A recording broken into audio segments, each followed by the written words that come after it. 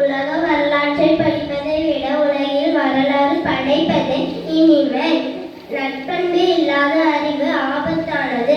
அறிவில்லாத நட்பண்பு பயனற்றது. அறநெறியை மறந்துவிட்டால் அழிவொன்றே விளைவாகும். என்ன சொல்கிறார் என்பது முக்கியமல்ல, என்ன செய்கிறார் என்பதுதான் முக்கியம். தீர்ப்பதற்கு தடைகளும்